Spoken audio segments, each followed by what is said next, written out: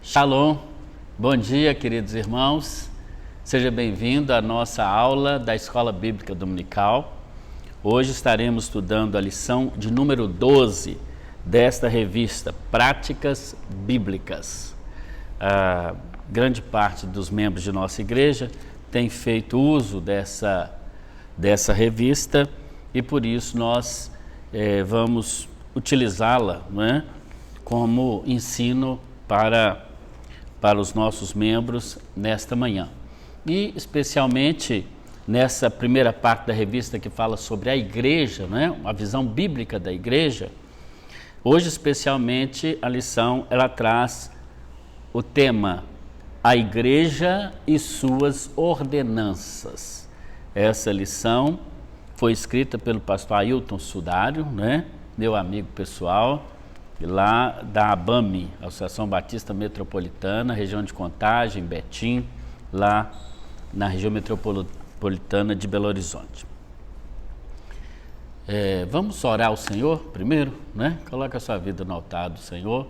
Vamos pedir ao Espírito Santo que nos ajude no estudo da lição desse dia. Deus querido, muito obrigado pelo teu cuidado, pela tua graça, pela tua misericórdia. Agora nos colocamos diante do Senhor, pedindo ao Senhor sabedoria, pedindo ao Senhor discernimento espiritual. Abre, Senhor, nosso entendimento para aprendermos tudo que a Tua Palavra tem para a nossa vida nesta manhã de domingo. É assim que nós te oramos, agradecidos, no nome de Jesus. Amém. Muito bem. Nós batistas temos duas ordenanças. E o que são ordenanças? São ordens deixadas pelo Senhor Jesus para que praticássemos. São elas o batismo e a ceia do Senhor. Essas ordenanças, elas têm um significado muito importante para a igreja. E elas não são opcionais, mas elas, como o próprio nome sugere, são ordens que o Senhor Jesus nos deixou. E o texto que temos hoje diante de nós é exatamente o texto de Mateus, capítulo 28, versículos 18, 19 e 20. Abra sua Bíblia aí em Mateus 28, de 18 a 20. É assim que lemos. Jesus, aproximando-se, falou-lhes, dizendo: Toda autoridade me foi dada no céu e na terra. Portanto, vão e façam discípulos de todas as nações, batizando-os em nome do Pai, do Filho e do Espírito Santo, ensinando-os a guardar todas as coisas que eu tenho ordenado a vocês. E eis que eu estou com vocês todos os dias, até o fim dos tempos. A versão da Bíblia que eu estou usando é a versão da Sociedade Bíblica do Brasil, Nova Almeida Atualizada. Talvez na sua tradução ou versão esteja um pouco diferente. Bem, a nossa lição, ela então traz a guisa de introdução exatamente o batismo e a ceia como biblicamente ordenanças dadas por Deus à igreja.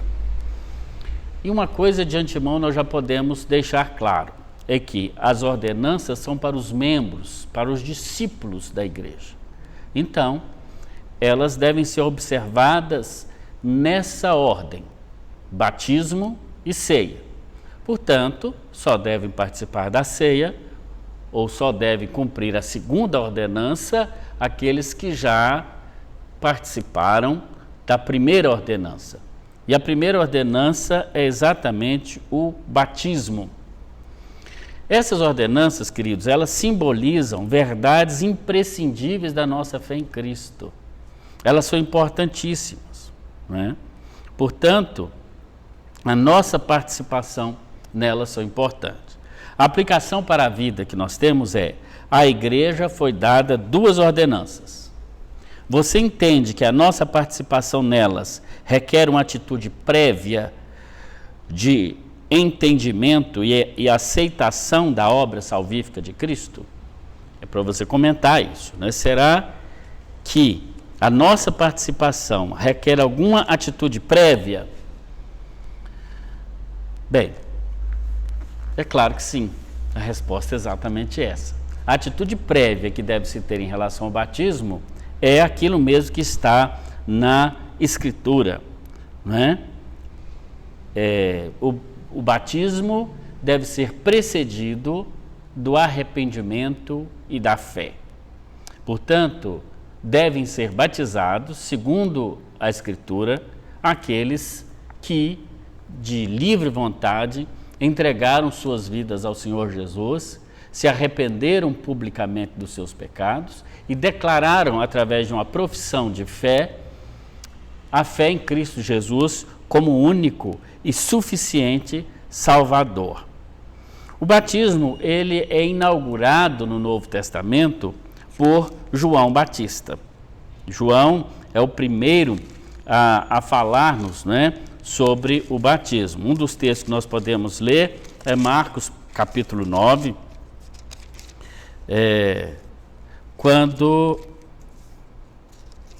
Marcos capítulo 1, né? Marcos capítulo 1, versículo 9, não o capítulo 9, o versículo é que é 9, o capítulo é 1.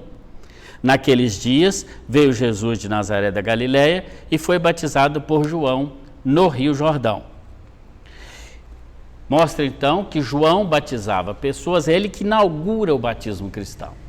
É fato que antes de João Batista, outros grupos também realizavam cerimônias que envolviam água, parecida com o que nós chamamos batismo. Mesmo no Antigo Testamento, temos casos de imersão de pessoas, como é o caso de Naamã, por exemplo, lá no livro dos Reis. Mas não podemos chamar aquilo de batismo. Naamã não foi batizado, ele mergulhou no rio. E nem todo mergulho é batismo, né?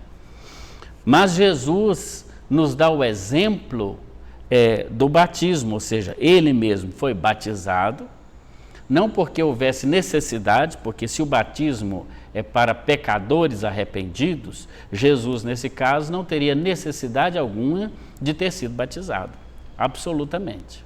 Mas ele vem nos dar o exemplo.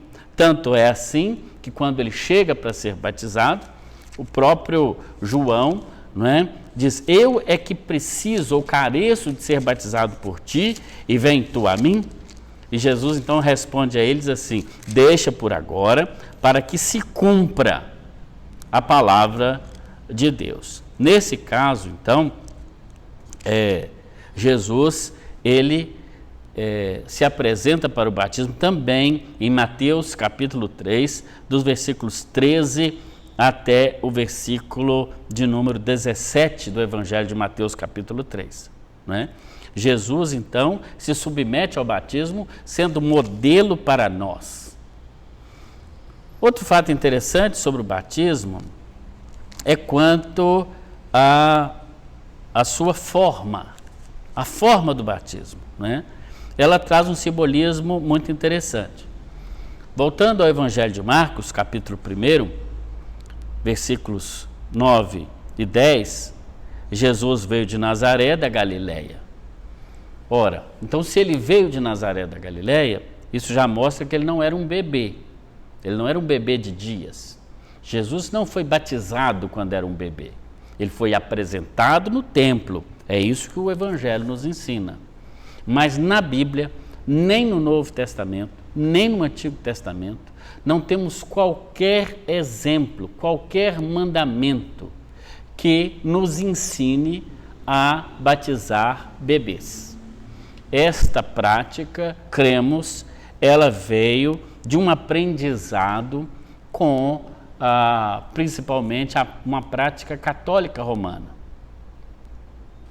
Por quê? Na fé católica, o batismo salva. O batismo é sacramento. E se o batismo salva e se é sacramento, então, principalmente naqueles primeiros séculos, muitas crianças recém-nascidas morriam. E a pergunta que se fazia era essa: para onde essas crianças vão? Para o céu ou para o inferno? Bem, se havia introjetado na mente daquelas pessoas que o batismo salvava, e se aquelas crianças morressem sem batismo, isso quer dizer que elas não seriam salvas. Alguns criam, inclusive, que elas iriam por limbo, uma espécie assim de playground do inferno. Desconheciam o ensino de Jesus, que das crianças é o reino de Deus. E por isso, então, batizavam suas crianças. Mas como mergulhar uma criança na água recém-nascida? Então, desenvolveu-se uma outra ideia, de que bastava um pouco de água na cabeça e, já que era um símbolo, estava resolvido o problema.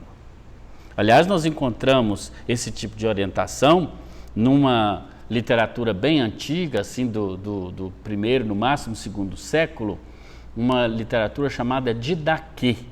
Se você quiser ter acesso a ela, você pode entrar no Google aí e digitar Didaquê. É um pequeno livreto, você acha para comprar também. No Didaquê, inclusive, orienta como deveria, lá diz muito claramente, é um escrito entre o primeiro e o segundo século, e lá diz claramente que o batismo deve ser em água, e se possível em água corrente, mas, no caso de pessoas moribundas que não poderiam ser mergulhadas na água fria, então o Didaquê abre o pressuposto de que o batismo poderia ser também em água quente, água aquecida, ou também um simples derramar de água na cabeça do moribundo. A questão foi que a exceção que foi criada ao longo dos anos, ela se tornou a regra. E para muitas igrejas, inclusive algumas igrejas reformadas, igrejas evangélicas, a exceção passou a ser a regra. E a regra do batismo por imersão foi deixada de lado. E surgiu então a ideia do batismo de bebês, que na Reforma Protestante, produzida por Lutero, por Calvino e por Zwingli, essa reforma não reformou esse ponto da eclesiologia. Continuou-se a se batizar bebês. E um dos motivos para isso era que a igreja estava ligada ao Estado. Então era a igreja, fosse ela católica ou reformada, é que detinha o poder de fazer os registros civis das crianças. Não existia cartório de registro civil. Cabia à igreja registrar as crianças que nasciam. E como saber das crianças que nasciam, se não pelo batismo? Então, na medida que as crianças que nasciam na roça, em lugares longínquos, em que seus pais os traziam para a igreja para batizá-las, e isso também valia para os países de tradição protestante, como é o caso principalmente da Alemanha, onde nasce a Reforma Luterana, ou da Inglaterra, ou dos chamados cantões protestantes da Suíça, como por exemplo Genebra, onde pastoreava, né, o pastor João Calvino, e ele também tinha uma profunda ligação da Igreja Reformada Calvinista com o Estado, no sentido de haver um controle estatal, seja com Zwingli também na Suíça, no cantão de Zurique, onde ele, que primeiramente ensinava sobre o batismo de adultos, agora ele também, por uma questão de controle político, continuou adotando o batismo infantil. Nós batistas não entendemos assim. Entendemos que o batismo deve ser como foi no passado bíblico, a imersão do crente na água. Se não, vejamos, aqui em Marcos, capítulo 1, versículo 9, a Bíblia diz: Jesus veio de Nazaré da Galileia e foi batizado por João no Jordão. Todos sabemos que o Novo Testamento foi escrito, a maior parte, em grego, o chamado grego koiné, ou grego popular. E a parte dele também foi escrita em aramaico. A palavra que na nossa língua está aqui transliterada como batismo ou batizado, na verdade ela não foi traduzida, ela foi trazida da língua grega para o português, da maneira como se grafa no grego. Bapto, do grego, significa literalmente mergulhar.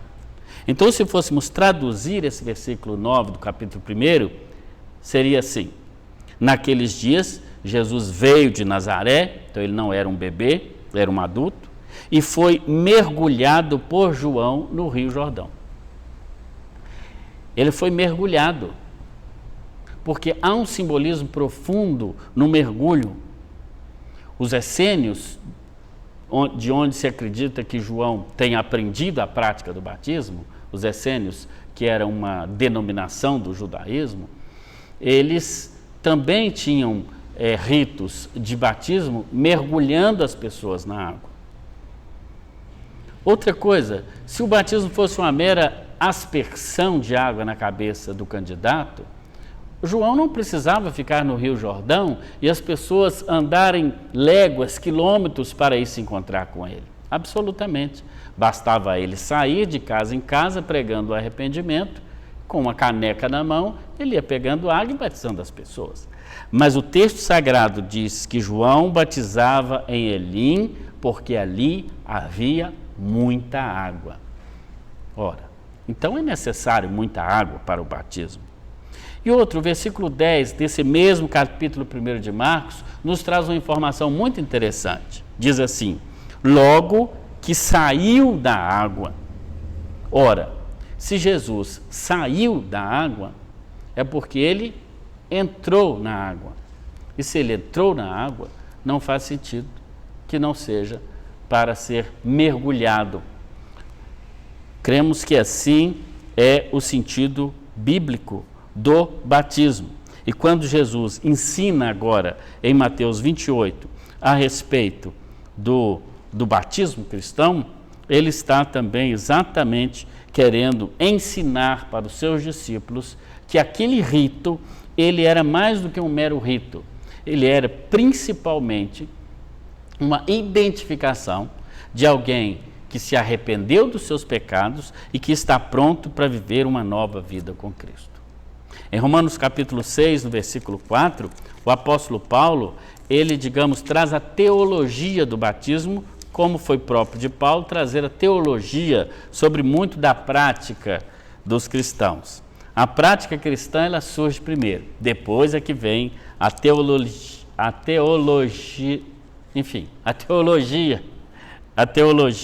desse ensino. Aqui em Romanos capítulo 6, versículo 4, Paulo mostra aqui o significado do batismo. Ele diz: fomos sepultados com ele na morte pelo batismo, para que, como Cristo foi ressuscitado dentre os mortos, pela glória do Pai, assim andemos também em novidade de vida. Então, o mergulho faz todo sentido, porque quando o crente é imerso na água, representa que ele morreu para o mundo e foi sepultado com Cristo. E quando ele é emerso ou levantado da água, simboliza exatamente que ele agora está renascendo para uma nova vida com o Senhor Jesus. O batismo é muito importante e não é opcional para o crente. Aquele que já aceitou a Jesus como seu único e suficiente Salvador, aquele que creu em Cristo, ele deve, sim, se submeter ao batismo para que possa realmente demonstrar publicamente a sua fé em Cristo. O batismo também não é um mero passar pelas águas, absolutamente. O batismo é um ato que simboliza também não apenas um passar pelas águas, mas simboliza que aquele que creu, ele, acima de tudo, se identifica com Cristo e afirma ou reafirma a sua fé no Senhor Jesus. A segunda ordenança que nos traz a palavra de Deus é a ceia do Senhor. E aí eu convidaria você agora a abrir sua Bíblia na primeira carta de Paulo aos Coríntios, no capítulo de número 11. O texto base é do versículo 23 até o versículo de número 32. 1 Coríntios 11, 23 a 32. Bem, a ceia do Senhor, ela foi inaugurada pelo próprio Senhor Jesus Cristo. Daí o nome, Ceia do Senhor. Assim como nós entendemos que o batismo não é um sacramento, ou seja, o batismo não confere uma graça, uma bênção especial àquele que dele participa, também a ceia. A ceia não é um sacramento. Por isso, ela não traz consigo nenhum ganho espiritual em si. O pão da ceia é pão de padaria, normal, e o suco de uva usado na ceia é suco de uva comum. E até poder-se usar outra bebida, não tem problema, porque são símbolos apenas. Símbolos do sacrifício do Senhor Jesus Cristo na cruz do Calvário, da sua morte na cruz, da entrega do seu corpo no madeiro e do derramamento do seu sangue em nosso favor. A igreja precisa se lembrar disso continuamente. Por isso, para nós batistas, a ceia do Senhor não é um sacramento, mas é um memorial. Ou seja, ela é uma lembrança daquilo que nós temos que fazer. A ceia, então, ela representa ou evidencia a nossa obediência a Cristo. No texto que eu citei, que é exatamente 1 Coríntios 11, de 23 a 32, podemos destacar alguns versículos que mostram a ideia de que nós devemos ser obedientes. O versículo 24, o Senhor Jesus diz: tomai e comei, fazei isto em memória de mim. No 28 diz: examine-se o homem a si mesmo e assim coma e beba. Então, a ceia é sinal de obediência. E aqueles que participam da ceia, necessário é que já tenham sido batizados biblicamente. Porque só faz sentido participar da ceia do Senhor se foi obediente a Ele, se é discípulo de Jesus Cristo. Portanto, o batismo vem primeiro e depois a ceia. Daí nós não orientarmos pessoas que não foram batizadas e que não foram batizadas do modo bíblico como nós cremos. Não devem participar da ceia do Senhor. A ceia também expressa a comunhão. No versículo 24, Paulo diz que Jesus tomou o pão e o partiu. Uma comunhão espiritual, mas também uma comunhão física. Eles estavam reunidos no lugar. Tudo indica que o local da ceia era o cenáculo. Portanto, a ceia do Senhor, ela faz sentido no contexto de estar junto. Uma pergunta que algumas pessoas me têm feito, principalmente nesse período agora em que as igrejas não estão podendo se reunir, é se nós podemos fazer a ceia do Senhor de maneira virtual. E aí a resposta é sempre a mesma. Poder nós podemos. Na verdade, a igreja ela é autônoma e ela pode fazer a ceia, não é? Um modelo espiritual. Não há pecado nisso, né? Absolutamente. Mas a pergunta outra que nós devemos fazer é: devemos fazer isso? Que sinalização nós estaremos dando? Não é?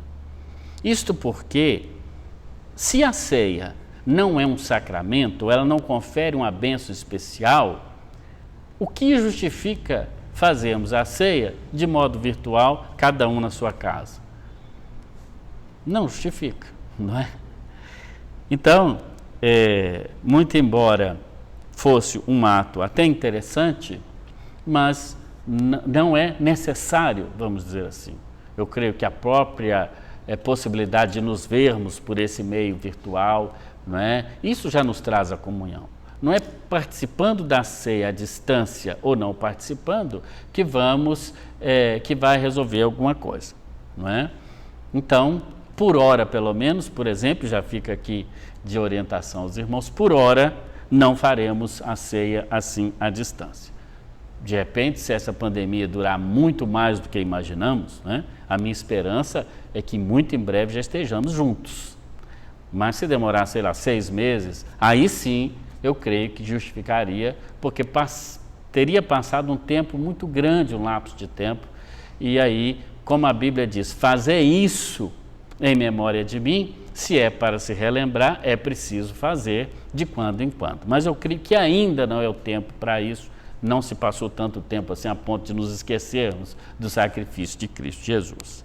Quero deixar claro que essa é a minha opinião também, respeito a opinião de pessoas que pensam diferente. E repito, não é errado. Quem está fazendo não está incorrendo em erro, absolutamente também não. A ceia do Senhor, ela é o reconhecimento do sacrifício de Cristo, né? É simbolicamente o corpo de Cristo que foi partido, o seu sangue que foi derramado. Em Isaías 53:6 nós lemos: Ele, ou seja, Cristo, tomou sobre si todas as nossas culpas e iniquidades, fazendo-nos desviar de sorte fatal, diz essa tradução citada pelo autor aqui na nossa revista. A ceia é um memorial e por isso ela deve ser repetida de quando em quando. A Bíblia não diz que deve ser todo mês, toda semana, de 2 em 2 meses ou uma vez por ano. Sei de igrejas que realizam de 2 em 2 meses. Na igreja de onde eu vim, fazíamos assim, a cada 2 meses. Aqui em nossa igreja, realizamos todo primeiro domingo. E sei de igreja onde a ceia é realizada uma vez por ano, só na ocasião da Páscoa. Eu creio que ela deve ser realizada periodicamente, mas na minha opinião, não deve ser num período tão curto, para não perder o seu significado, né? A sua solenidade, mas também não deve ser um período tão longo, como de 1 ano, por exemplo, porque aí também perderia o seu sentido. Eu creio que 1 mês, 2 meses, quem sabe até 3 meses de intervalo seria adequado. A ceia também é um momento que nós reafirmamos o retorno do Senhor Jesus, porque a cruz aponta para a segunda vinda de Cristo. Jesus disse que nós deveríamos tomar o cálice da ceia e comer o pão até que ele venha. Por quê? A ceia é um símbolo daquilo que vamos participar na eternidade com o Senhor. As bodas do Cordeiro, a festa no céu. Portanto, até que Jesus venha, nós devemos anunciar a sua volta por intermédio da ceia do Senhor. Também, a ceia é um momento de autoexame, diz o apóstolo Paulo. Examine-se o homem a si mesmo e assim coma do pão e beba do cálice. Interessante que a Bíblia não diz assim, examine-se, não coma. Há pessoas que, por exemplo, têm a mania de no dia da ceia virem para o local de culto e fazerem questão de não participar da ceia. Eu não entendo esse tipo de crença, porque penso que se um crente ele chegou à conclusão que ele não está apto a participar da ceia, a Bíblia diz que ele deve se arrepender, que ele deve pedir perdão ao Senhor. Se ele ofendeu alguém, ele deve pedir perdão a esta pessoa e não se recusar a participar da mesa do Senhor. Porque se ele se recusa a participar da mesa do Senhor, é porque ele está dizendo, eu não me arrependi e nem quero me arrepender. Eu não vou me arrepender do que fiz, vou continuar na mesma vida errada. Não, o apóstolo diz, examine-se e coma, porque o autoexame vai levar o crente ao arrependimento. Agora, na minha opinião, se sabe que aquele dia é o da ceia, e a pessoa insiste em permanecer no pecado, não quer participar da ceia, que fique em casa, que não venha para o banquete do Senhor, que não venha para se negar e dar mau testemunho para os outros que estão participando daquele momento tão singular. E por último, a ceia em si, ela é uma ordenança preciosa para a vida da igreja. E dela devem participar aqueles que estão aptos realmente, que entregaram suas vidas a Jesus, que aceitaram o sacrifício de Cristo na cruz como o único e suficiente Salvador. E, portanto, então, a ceia deve ser para aqueles que fazem parte da Igreja de Cristo. Essas duas ordenanças São ordenanças maravilhosas, que têm profundo significado espiritual e da qual nós temos que participar. Se você ainda não foi batizado, eu quero te dizer, se você crê em Jesus Cristo, você precisa pedir o batismo. Procure-nos aqui em nossa igreja, procure a mim, ao pastor Alessandro, e nós podemos te orientar. Assim que voltar às reuniões, nós voltaremos com a nossa classe na escola bíblica para o batismo, todo domingo às 9 da manhã. Mas se você já quiser ser preparado, pode entrar em contato conosco, nós fazemos com você um estudo bíblico virtual para você ser preparado para o batismo. E se você já é batizado e pensa que por algum motivo não deve participar da ceia, quer dizer, você precisa se arrepender dos seus pecados. Porque a ceia, ela tem a ver com perdão. Ela nos fala do perdão de Deus, demonstrado a nós na pessoa de Cristo. E é como o Senhor Jesus nos ensinou na oração do Pai Nosso, né? Perdoa-nos assim como temos perdoado, ou na mesma medida. Se você não perdoa alguém e por isso não participa da ceia, você realmente não deveria participar. Não porque você é indigno, mas porque você precisa aceitar Jesus Cristo de verdade como seu único e suficiente Salvador pessoal. Que Deus abençoe a sua vida, em nome de Jesus. Muito obrigado.